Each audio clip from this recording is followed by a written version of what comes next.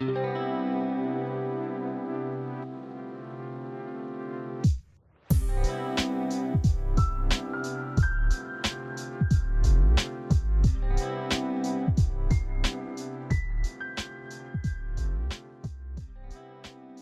everyone, welcome back to Grounded Haven. Today I'm going to be giving you a tour of our vegetable garden in September.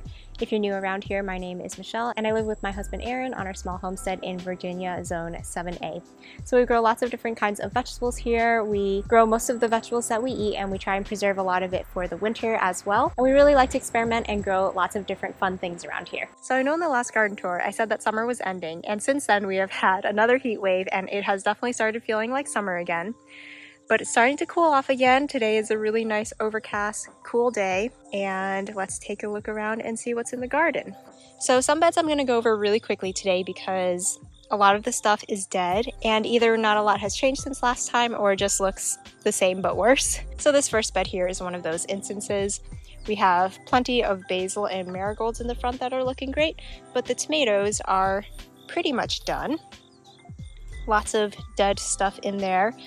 And there are still a few tomatoes here and there, but a lot of them are not starting to look as good. And a lot of them are honestly just going to the chickens because they're getting eaten by bugs and whatnot.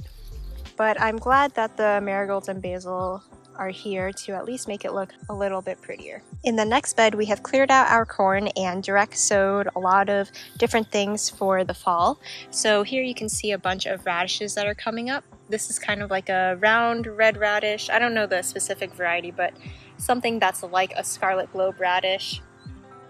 Then in these two rows, I think I did some Asian greens. So bok choy and tat soy looks like they're coming up now, which is good timing because they will enjoy this cooler weather. I have some hostas here just in their little pots. I got these on sale at Lowe's recently. They were selling them for like $2 each, which is such a good deal. I love going to the garden centers this time of year when they're discounting a lot of stuff. It's a great time to look for stuff, especially perennials, because even though these hostas are not that big since they have just been stuck in these cans all year, once I get them in the ground, they'll overwinter just fine for us, and next year they're going to look really nice. So I got 5 of these hostas for $10, which I think is a good deal. So anyway, this is not vegetable garden related, but I am just putting them here for now, and they will get planted up in one of our front beds by our house very soon. So the next bed, I have some purple sprouting broccoli, which has grown a lot since last time. These guys do get very tall and they tend to flop over a little bit. These guys will overwinter and we'll harvest them in the spring. Looking pretty good in terms of bug damage. You can see that most of these leaves look pretty good. I have been checking them for worms and things. You can see that this plant has a little bit of damage. So I just need to check on the underside of them every so often and pick off any worms.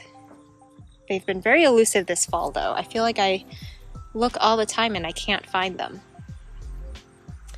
And also in front of there, I have transplanted some lettuce, just a few different varieties, some romaine lettuce, some red leaf lettuce, and green leaf lettuce.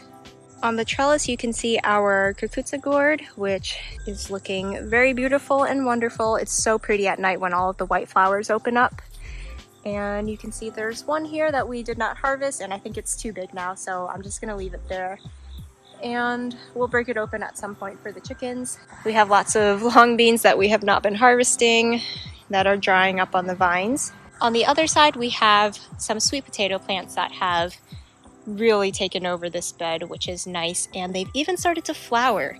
So sweet potatoes are relatives of the morning glory, so if they flower, they have these beautiful flowers that look just like morning glories. I think that's so pretty.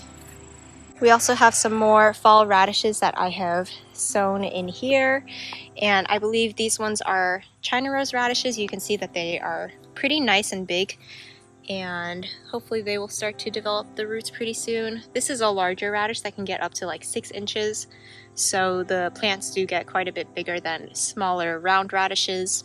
I also have a honey nut squash here, which is not looking so good, and I'm gonna pull it out today actually. We have a couple of squash here to harvest, and I harvested one the other day. But if I come around here, be warned, this might be really gross if you don't like bugs.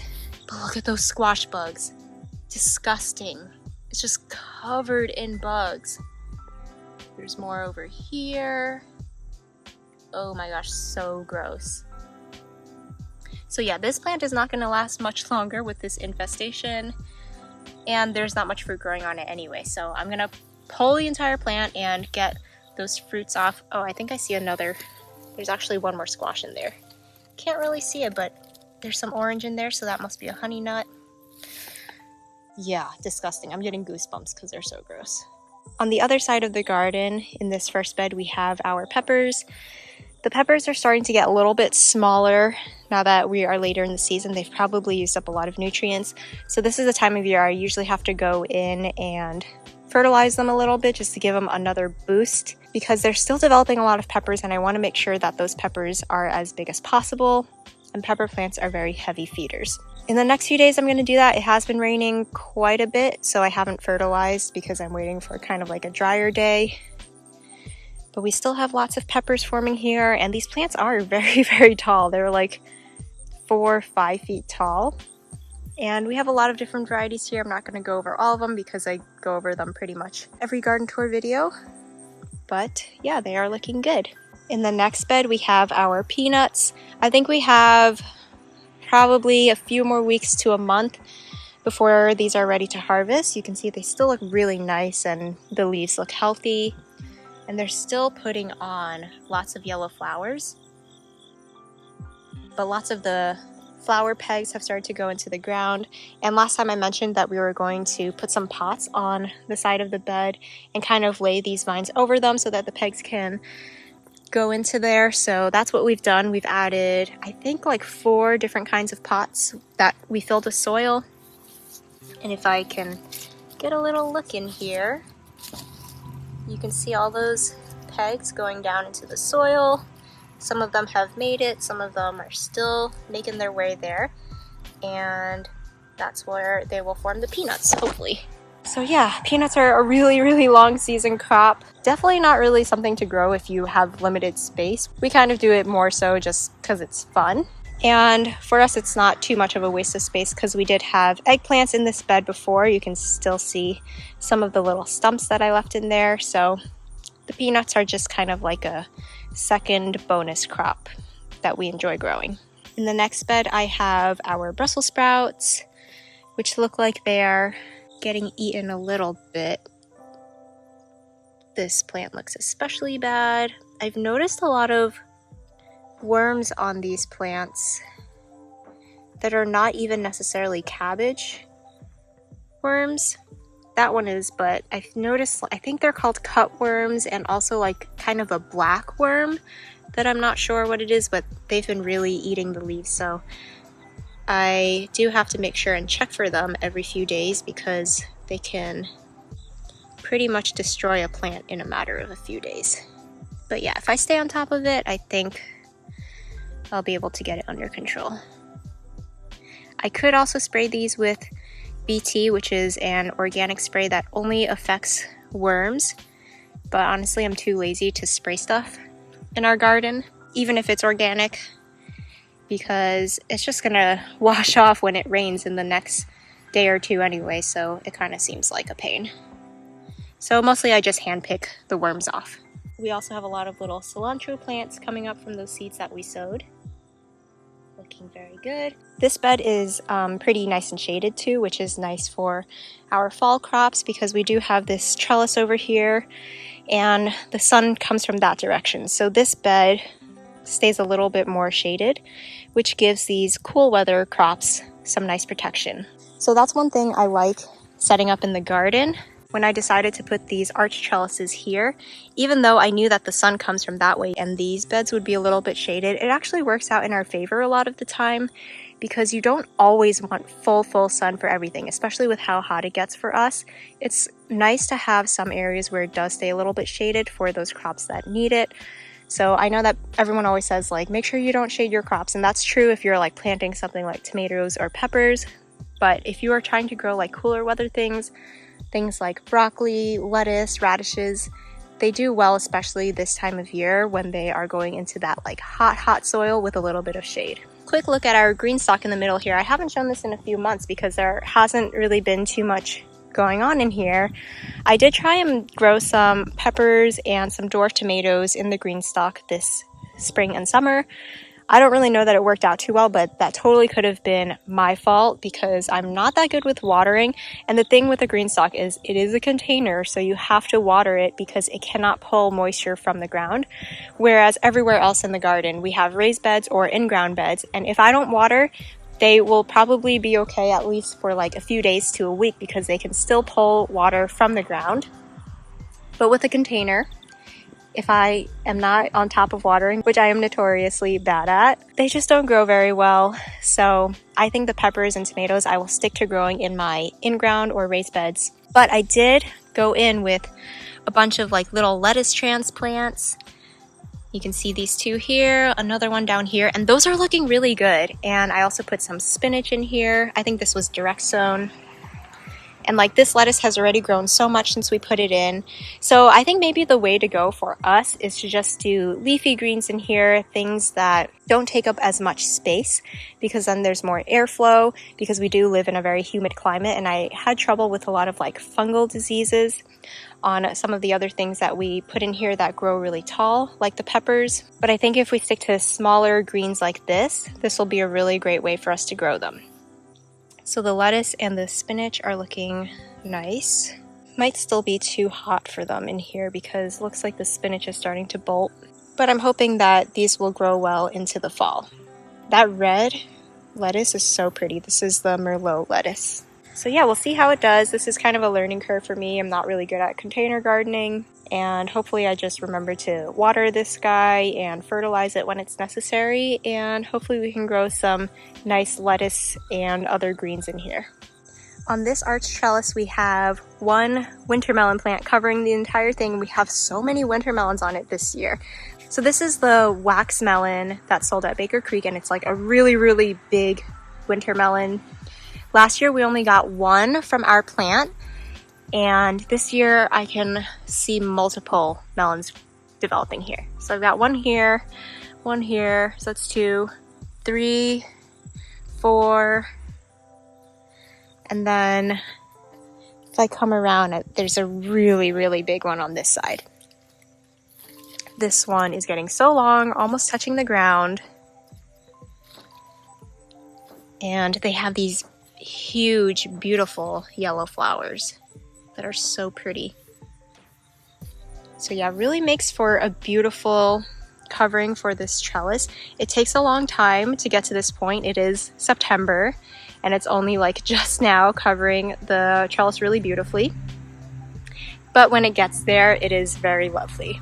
So these winter melons will probably leave all the way up until right before our first frost so they can develop like a harder rind and they will preserve into the winter.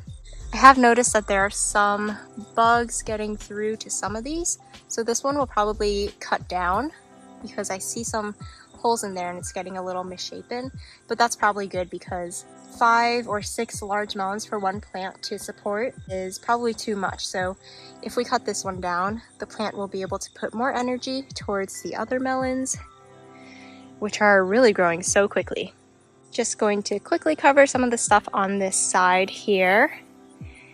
I repotted up our hanging planters with some nice fall mums, and it'll be nice to get some new fresh flowers and color here because a lot of this stuff is on its way out and it's looking really brown. And like I mentioned last time, we have a lot of yellow in this garden and green obviously, but not a lot of other colors. So I was just really excited to get some fresh flowers in here. So on this trellis, I have a couple of cucumber plants. You can see that they have lots of flowers and looks like they are starting to develop some cucumbers there. This is the baked alpha variety that I got as a free seed pack in our last order. So we're trying those out, and I have some peas that are climbing up here and starting to flower. These are shelling peas, I believe. You Got a big dead patch of flowers. We need to cut these down soon. The sunflowers are pretty much gone, except for this tiny little sunflower that I noticed the other day. Look at how cute that sunflower is. It's like 3 inches tall and it's a volunteer, but even though it's so tiny, it still bloomed, which I think is so precious. So on this other trellis, we have some shelling beans. There's like no foliage down here, but there's plenty of foliage up top. Very strange. There's a ton of pods on here. Like all over there are pods, and I'm waiting for these beans to dry out and then we'll shell them. I'm really excited to see how much we'll get. I know that shelling beans are not the most productive for the space, because once you shell them, there's not going to be that many, but I am very excited to see what we can get out of this one trellis. And we eat quite a lot of dry beans, so if it works out well, maybe we'll do more in the future. Here are our cabbage and broccoli beds, which are looking so nice. They have grown so much since just a few weeks ago. So on this side we have mostly cabbage, some cauliflower in the back, and then on this side it is mostly broccoli. And they have just grown so well. And they are filling out the space really nicely. Look at all the leaves on this guy, so beautiful. So again, I've been checking these guys for worms because in the beginning I did have these covered, but then since they are covered, I can't check on them as often. And then even though I only waited like 2 or 3 days to check on them, some of these were so eaten by worms that I don't know if they'll make it. So this is one example. You can see it has basically no leaves left because some kind of worm ate like all the leaves. So I have been checking these almost every day to pick off any worms. And again, they're not even like cabbage worms. They're just like other kinds of caterpillars and things that have been eating the leaves. So I've been checking for those. Some of the plants look like they're going to do just fine. You can see all these big ones, but then some of the other ones where a lot of leaves have been eaten, they just look like they're going to be so stunted that they might not make it. But that's okay, I did plant some extra, so hopefully with the extras we will still have plenty. And then in the back here, I had some red cabbage that really got hit hard, so I don't know that any of these are gonna make it. This one looks like decent, but still is not looking that great. And then you can see this one, it has like no leaves left. So yeah, we probably won't get many of these, if any. Oh, so this is one of the worms that I found. It's like a black worm. I don't think it's a cabbage moth worm, but they have been eating so much of the plants. So yeah, this is one of the ones I've had to pick off. We've also had like very fuzzy caterpillars around the garden that have been eating leaves of our plants, and those ones suck because if you touch them, the little pricks on them will sting your skin, and both of us have gotten stung a few times, so we have to be kind of careful when we check too. But that's just kind of how it goes in the garden. There's plenty of stuff wanting to eat your plants before you can get to them. This is cauliflower on the other side. But yeah, most of these are looking pretty good, so I'm really happy with that.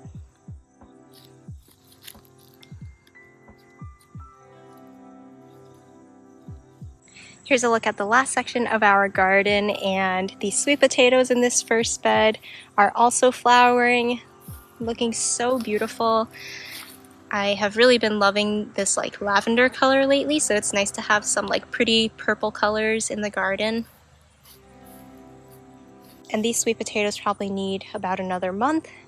I had direct sowed some like brassicas in here, or greens, and I just have this like little wire cage covering it because one of our chickens was getting out over the chicken run fence, and I didn't want her scratching around in the bed. Not too much to show right now. We'll see if any of this stuff comes up. I feel like when I direct sow, it's like usually only like 25% chance of things actually growing, which is why I usually transplant things. But the artichoke plants are looking so good. I'm so excited for next year. I really hope we get some artichokes. And I started these plants from seed, which is so cool. One tiny little seed can make this huge plant that will overwinter and produce lots of artichokes next year. Hopefully, at least. We have been enjoying our mammoth sunflowers so much, and it's so funny how they're kind of just like in a row in order of height. They have all bloomed now, and they were really, really beautiful for like the last week or two. And now all of the heads are starting to droop. So we're gonna come in really soon and cut the heads off and put them in a safe space to dry so that we can get the seeds later on. I like kind of scratch these off. You can kind of see some of those sunflower seeds forming, and they look so big. And these sunflowers will make like a gray striped sunflower seed. So that's cool. There will be lots of sunflower seeds from that one head. And we've got a few different heads to pick, so that's really fun. The Napa cabbage is looking pretty good. Again, I've been checking this for damage every so often. You can see that bugs really like to eat these guys. But they're doing pretty well, some of them at least. They've grown quite a bit since last time. The next bed I still have not cleaned from last time, but we have lots of basil here that's really filling it up. And I had also gone in and planted some more edamame, which is growing now. Looks like they're forming pods, but it also looks like there are aphids on these. So we'll see if they do anything. I really like putting stuff in for the fall garden because once it cools down, it's nice to still have the garden full of new fresh things, but it's also a little bit challenging because when you're putting all of these young plants out, there are so many bugs that want to get to your plants that I do find that you will lose some of your plants, but I still think it's worth taking that risk because the alternative is you get no food. But if you can somehow get them through like all the bugs and the worms and everything, you might get something. In the next bed, we have a cattle panel trellis where we have silk squash, bitter melon, winter melons. I'm not gonna get too close in there because we were just out here and we noticed, again, another kind of caterpillar. This one is like one of the coolest, weirdest caterpillars we've ever seen. Do you see that? It looks like he's wearing a sweater. Really, really interesting looking caterpillar. We've seen these a couple times before and we looked them up, and these ones you should not touch. They will sting you as well. So I am really hesitant to like put my hands anywhere near these like crazy vines without gloves on. But I do know that there's some stuff to pick here. We are going to be doing like a harvest today and probably filming it for a video. So you'll see more of like what we're gonna harvest, but I did see that there's like a bitter melon here to harvest. Oh, there's a silk squash that we need to harvest as well. So yeah, there's plenty of stuff in here. And we also have some winter melons growing. I noticed these guys the other day. There's one here, two, and then there's 3, maybe 4 back there as well. This is different from the other winter melon variety. These are seeds that I got from my mom, so I don't know what the variety name is, but my family has been growing them for years and years, and we just save the seeds every year. But it's just another kind of winter melon. Last couple of beds, we have some fall crops in here. We have a bunch of radishes. You can see these daikon radishes growing nicely in here, and also some carrots. And then this last bed, we have okra, which we have been harvesting a lot of, and we didn't come out here yesterday because it was raining, and there are some really big pods on here. But I have noticed that the Clemson spineless variety, they can get pretty large before they get woody. I have been pretty surprised how big I can harvest them, and like they're still tender. So you can see there's some large pods up there that we'll be harvesting today. And we also need to come grab these sunflower heads as well. They're really tall, and this one is probably like the biggest head that we have. So I'm really excited to see that up close. Can't really get a good view of it from down on the ground right now.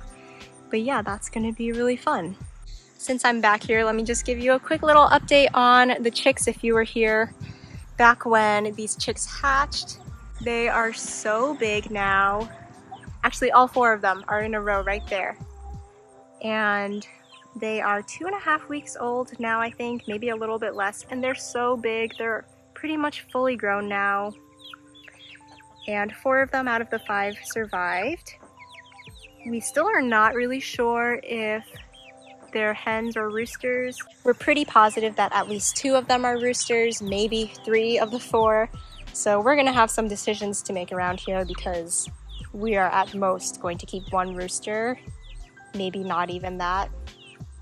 But yeah, they're just so big. I can't believe they started off as such tiny little chicks. They were so cute and tiny, and now they're so big, and it's really interesting how they all turned out to be like gray and black because they're all half barred rock, which is like this black and white chicken, but the other half, most of them are Americana, which we have like gray and mostly brown Americanas. So I don't really understand how they all turned out to be gray. We're kind of hoping for more interesting looking chickens, but that's totally fine. That's just how it works sometimes. You can't control nature. They're doing really well. They're very inquisitive and very bold. They don't really like us picking them up, but at the same time they follow us around everywhere and are not afraid of us, surprisingly. So yeah, it's been an interesting experience raising them up. So that's going to be it for today's garden tour video. I hope you guys enjoyed it. Hopefully I wasn't talking too fast. I tend to talk really fast in these videos and I have to remind myself to slow it down a little bit. But I hope you guys enjoyed it. Thank you so much for watching, and I'll see you again in the next video.